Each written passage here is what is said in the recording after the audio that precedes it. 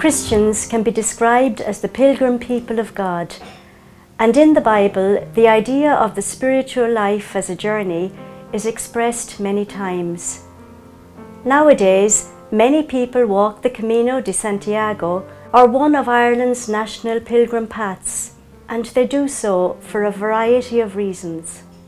However, for many, the outward Camino is a sign of an inner journey. In today's Gospel, we meet Jesus and his disciples on a Camino from Galilee to Jerusalem. After the wonder of the Transfiguration, Jesus is at a new and decisive stage in his life's journey. Now is not the time for miracles and speaking to large crowds. It is the time for being alone with his disciples. Jesus speaks about his impending death and resurrection, but the disciples just don't get it. However, they are afraid to ask for an explanation. They clearly have not grasped the nature of Jesus' mission. The disciples are still thinking of Jesus as the conventional Jewish Messiah, whose kingdom would guarantee them privilege and power. No wonder they were interested in a pecking order and argued as to which one of them was the greatest. Yet, a silence follows Jesus' questioning of their discussion. In order to be his followers, a change of mentality is needed. Children in first-century Palestine had no rights. They were powerless and vulnerable.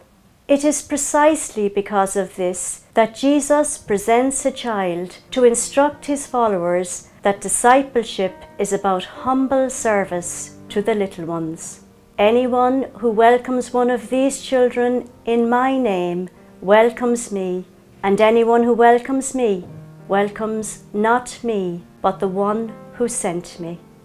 As I reflected on these words of Jesus and who I might be invited to welcome in his name, I recalled a story from a plaque in a hostel on the Camino de Santiago.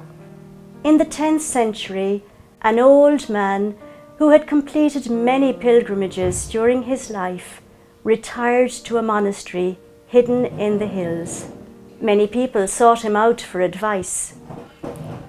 One day, a young pilgrim arrived at his dwelling and asked the wise man, "What must I do to become a true pilgrim?" The weathered man looked him in the eye and replied, "Son, if you want to be an authentic pilgrim, return to your family, to your neighbors, friends and enemies, and listen to them. Serve them, forgive them, and love them. In that way, you will become a true pilgrim." Christian discipleship is as simple and as challenging as that.